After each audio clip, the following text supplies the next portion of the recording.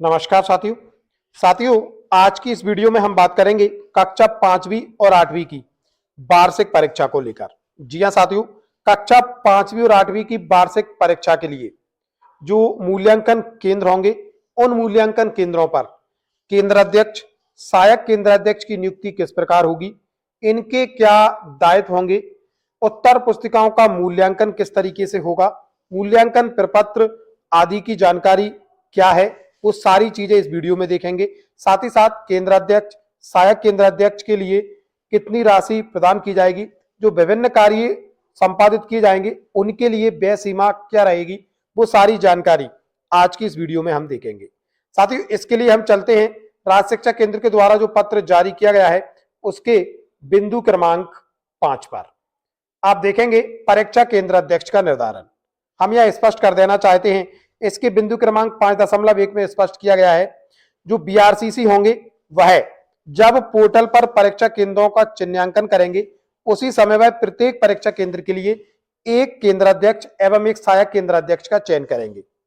BRCC द्वारा जो केंद्र अध्यक्ष और सहायक केंद्र अध्यक्ष चयनित किए जाएंगे उनका अंतिम अनुमोदन डीईओ यानी कि जिला शिक्षा अधिकारी द्वारा किया जाएगा। सामान्यतः जो केंद्र अध्यक्ष हैं वो व्याख्याता, उच्च माध्यमिक शिक्षक, माध्यमिक शाला के प्रधान अध्यापक, माध्यमिक शिक्षक, उच्च श्रेणी शिक्षक को बनाया जाता है। यदि विशेष परिस्थिति में प्राथमिक शाला के जो प्रधान अध्यापक और वरिष्ठ सहायक शिक्षक को केंद्र अध्यक्ष नियुक्त किया जा सकता है। सहायक केंद्र अध्यक्ष का चयन बीआरसीसी स्वयं विवेक से कर सकेंगे। जो परीक्षा केंद्र अध्यक्ष हैं उनके जो दायित्व रहने वाले हैं, सबसे पहले जिस दिन परीक्षा होगी उस दिन कक्षावार परीक्षार्थी की बैठक व्यवस्था और पर्यवेक्षकों की ड्यूटी का निर्धारण करना, यानी कि पर्यवेक्षकों की जो ड्यूटी का निर्धारण का दायित्व है वो पूरी तरीके से परीक्षा केंद्र अध्यक्ष का रहता है। कई बार ऐसी परिस्थिति निर्मित हो जाती है जब संबंधित जन शिक्षा केंद्र प्रभारी अपना प्रभुत्व दिखाते हुए ड्यूटियों का निर्धारण करते हैं, ये बिल्कुल भी सही नहीं है। यह दायित्व पूरी तरीके से परीक्षा केंद्र अध्यक्ष का होता है। परीक्षा की गोपनीयता सुनिश्चित करते हुए जन शिक्षा केंद्र से परीक्षा दिवस को संबंधित विषय के प्रश्न पत्रों के पैकेट परीक्षा प्रारंभ होने के 30 मिनट पूर्व जन शिक्षा केंद्र पर जाकर प्राप्त करेंगे। परीक्षा को नियमित समय पर प्रारंभ करवाएंगे, समाप्त करवाएंगे और समाप्त होते ही 1 घंटे के भीतर उत्तर पुस्तिकाओं के पैकेट आप सभी को बता दें, कक्षा 5 के लिए सफेद, कक्षा 8 के लिए पीले रंग की कपड़े की थैली में तैयार कर उन्हें सील करते हुए उसी दिन जन शिक्षा केंद्र में जमा करवाएंगे। परीक्षा केंद्र पर जो सामान्य कार्रवाई की जानी है उसकी जानकारी बिंदु क्रमांक 7 में अंकित है। 7.1 में यदि हम देखें, बीआरसीसी के लॉगिन आईडी से प्रत्येक जन शिक्षा केंद्र स्तर पर अधिकतम 3 परीक्षा केंद्रों का निर्धारण कर परीक्षा पोर्टल पर जानकारी प्रविष्ट की जाए। इसमें एक चीज स्पष्ट हो जाती है, प्रत्येक जन शिक्षा केंद्र स्तर पर 3 परीक्षा केंद्र ही बना सकेंगे। विशेष परिस्थितियों में राज्य शिक्षा केंद्र को सूचित करते हुए जिला कलेक्टर की अनुमति से परीक्षा केंद्रों की संख्या बढ़ाई जा सकती है। परीक्षार्थियों को पोर्टल से जनरेट किए हुए प्रवेश पत्र के आधार पर परीक्षा केंद्र में प्रवेश दिया जाएगा। परीक्षा कार्यक्रम अनुसार प्रतिदिन बैठक व्यवस्था की जानकारी परीक्षा केंद्र के नोटिस बोर्ड पर चस्पा की जाए। परीक्षा केंद्र पर परीक्षार्थियों के लिए पीने के पानी की समुचित व्यवस्था की जाए। परीक्षा के दौरान नकल अथवा अनुचित साधनों के उपयोग पर भी कार्रवाई से संबंधित इसमें विस्तृत निर्देश दिए गए हैं। पर्यवेक्षक जो केंद्र अध्यक्ष होंगे उनकी टीम से जो सारी कार्रवाई है वो संपादित की जाएगी। वार्षिक परीक्षा एवं मूल्यांकन प्रक्रिया की मॉनिटरिंग किस तरीके से रहेगी?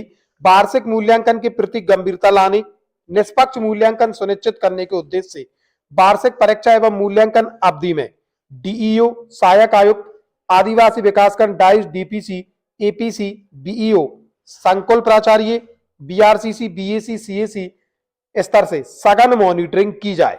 यानी कि मॉनिटरिंग का जो दायित्व है संबंधित डीओ, सहायक आयुक्त, डाइट, डीपीसी, एपीसी, बीईओ, संकुल प्राचार्य, बीआरसीसी, बीएसी और सीएसी स्तर से की जाएगी। अनियमितता के प्रकरणों में सक्षम स्तर से कार्रवाई की जा सकेगी। मूल्यांकन केंद्रों का निर्धारण आप देख सकते हैं। मूल्यांकन केंद्रों का निर्धारण जिला शिक्षा अधिकारी द्वारा किया जाएगा। प्रत्येक जिले में विकासखंड स्तर पर एक मूल्यांकन केंद्र नियत किया जाए, यानी कि प्रत्येक विकासखंड स्तर पर एक मूल्यांकन केंद्र होगा। प्रत्येक मूल्यांकन केंद्र के लिए मूल्यांकन केंद्र प्रभारी एवं मूल्यांकनकर्ताओं की नियुक्ति भी जिला शिक्षा अधिकारी द्वारा की जाएगी। प्रत्येक मूल्यांकन केंद्र पर एक मूल्यांकन प्रभारी होता है और मूल्यांकनकर्ता, इनकी जो ड्यूटी है वह लगाने का कार्य जिला शिक्षा अधिकारी का होगा। परीक्षा फल निर्धारण। परीक्षार्थियों को वार्षिक परीक्षा उत्तीर्ण होने के लिए प्रत्येक विषय में वार्षिक लिखित परीक्षा, महामूल्यांकन, प्रोजेक्ट कार्य, आंतरिक मूल्यांकन में पृथक पृथक 33% अंक प्राप्त करना अनिवार्य होगा। यह भी एक महत्वपूर्ण बिंदु है, यानी कि परीक्षार्थी को यदि उत्तीर्ण होना है वार्षिक परीक्षा में तो प्रत्येक विषय में वार्षिक लिखित परीक्षा और प्रोजेक्ट दोनों में ही 33% अंक लाना अनिवार्य है। ऐसा बिल्कुल नहीं होगा कि लिखित में 33 और प्रोजेक्ट में 20% नंबर आते हैं तो संबंधित जो विद्यार्थी हैं वह उत्तीर्ण नहीं माने जाएंगे। परीक्षा फल निर्धारण हेतु अर्धवार्षिक परीक्षा प्राप्तांकों का 20% अधिभार, वार्षिक लिखित परीक्षा का 60% अधिभार एवं प्रोजेक्ट कार्य का 20% अधिभार सम्मिलित किया जाएगा। तदनुसार परीक्षा फल निर्धारण होगा। दिव्यांगों के लिए भी विशेष प्रकार की परीक्षा के लिए प्रावधान इसमें किए गए हैं। दिव्यांग परीक्षार्थियों के लिए अतिरिक्त अन्य श्रेणी के परीक्षार्थियों के लिए मुख्य परीक्षा समाप्ति उपरांत परीक्षा फल निर्धारण के समय कृपांक 5 अंक का होगा। कृपांक का निश्चय वितरण समस्त विषयों में किया जाएगा, परंतु कृपांक का योग 5 अंक से अधिक नहीं होगा। यानी कि कृपांक से आशा है जैसे ग्रेस हम जिसे बोल सकते हैं, अधिकतम सभी विषयों में यदि ग्रेस मिलती है तो उसका जो योग है वह 5 से अधिक नहीं होना चाहिए। परीक्षा परिणाम एवं प्रारंभिक प्रगति पत्रक का अवलोकन। परीक्षा परिणाम की घोषणा शाला प्रभारी द्वारा परीक्षार्थियों के प्रारंभिक प्रगति पत्रक परीक्षा पोर्टल से जनरेट कर छात्रों को वितरित कर अवलोकन कराया जाएगा। छात्र अभिभावक स्वयं भी पोर्टल पर प्रारंभिक प्रगति पत्रक का अवलोकन कर सकेंगे।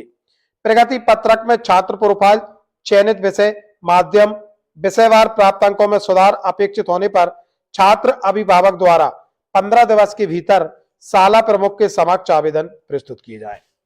छात्र प्रोफाइल संबंधी त्रुटियों में संशोधन संबंधित शाला प्रभारी द्वारा स्कॉलर पंजी में दर्ज जानकारी के आधार पर परीक्षा पोर्टल पर किया जा सकेगा। विषय माध्यम में कोई त्रुटि है तो इस हेतु बीआरसी मूल्यांकन केंद्र प्रभारी अधिकृत होंगे। आगे बढ़ते हैं। उत्तर पुस्तिकाओं के अवलोकन पुनर्गणना मूल्यांकन के लिए प्रावधान। परीक्षा परिणाम की घोषणा उपरांत 7 दिवस के भीतर परीक्षार्थी द्वारा उत्तर पुस्तिकाओं के अवलोकन एवं पुनर्गणना हेतु परीक्षा पोर्टल पर ऑनलाइन आवेदन जमा करना होगा।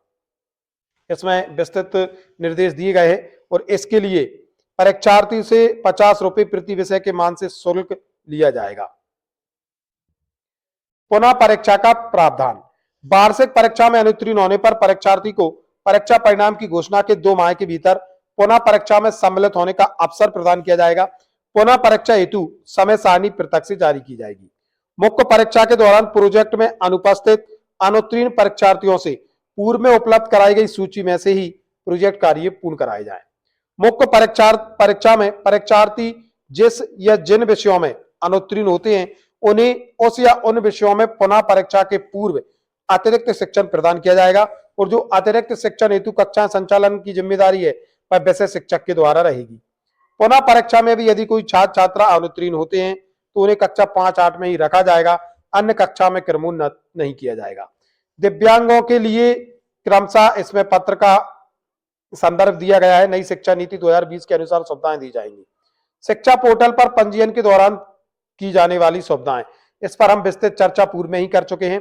परीक्षा केंद्र पर दी जाने वाली सुविधाएं पूर्ण दृष्टि, आंशिक दृष्टि, श्रवण बाधित, वाक एवं भाषा दिव्यांगता, मानसिक पक्षाघात, सेरिब्रल पाल्सी, कुष्ठ रोग, इस तरीके के जो दिव्यांग बच्चे होंगे उन्हें 20 मिनट का अतिरिक्त समय दिया जाएगा। दृष्टिबाधित परीक्षार्थी यदि लेखन नहीं चाहता तो प्रश्न पत्र पढ़ने के लिए रीडर चयन करने की सुविधा होगी। इस तरीके से विस्तृत निर्देश इनको लेकर दिए गए हैं। उत्तर पुस्तिका के मूल्यांकन के दौरान दी जाने वाली सुविधाएं। कंडिका 15.2.1 में वर्णित 21 प्रकार की दिव्यांगता श्रेणी के परीक्षार्थियों के उत्तर पुस्तिकाओं के मूल्यांकन के दौरान बरतनी की त्रुटियों पर अंक नहीं काटे जाएंगे। गृह आधारित शिकायतों का निराकरण। परीक्षा संचालन से संबंधित समस्त शिकायतों के जिला स्तर पर निराकरण हेतु जिला परीक्षा समिति को अधिकृत किया जाता है।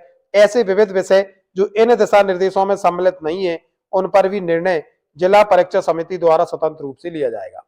मुद्रण की यदि बात करें तो इसमें विस्तृत रूप से निर्देश दिए गए हैं पत्र में, आप इनका अवलोकन कर सकते हैं। बात करते हैं सबसे महत्वपूर्ण वित्तीय प्रावधान की। प्रश्न पत्र का मुद्रण कक्षा 5 हेतु 4 रुपए प्रति परीक्षार्थी, कक्षा 8 हेतु 6 रुपए प्रति परीक्षार्थी है। मुद्रित सामग्री की पैकिंग हेतु 5 प्रति दिवस। जिला परियोजना समन्वयक इस व्यय के लिए अधिकृत है। केंद्र अध्यक्ष, सहायक केंद्र अध्यक्ष, अन्य नैमित्तिक व्यय प्रश्न पत्र जन शिक्षा केंद्र से वितरण से परीक्षा केंद्र एवं परीक्षा उपरांत परीक्षा केंद्र से जन शिक्षा केंद्र तक परिवहन हेतु, ईंधन, परीक्षा सामग्री की पैकिंग हेतु कपड़े की थैली आदि के लिए 400 रुपए प्रति परीक्षा दिवस।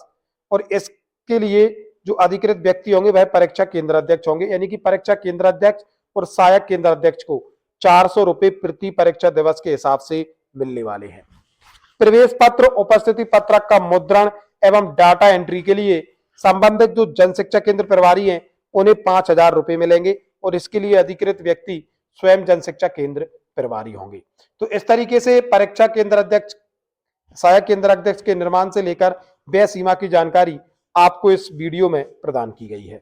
साथ ही ये था आज का महत्वपूर्ण अपडेट। मिलेंगे जल्दी नए अपडेट एवं नए टॉपिक के साथ, तब तक के लिए जय हिंद, जय भारत मित्रों।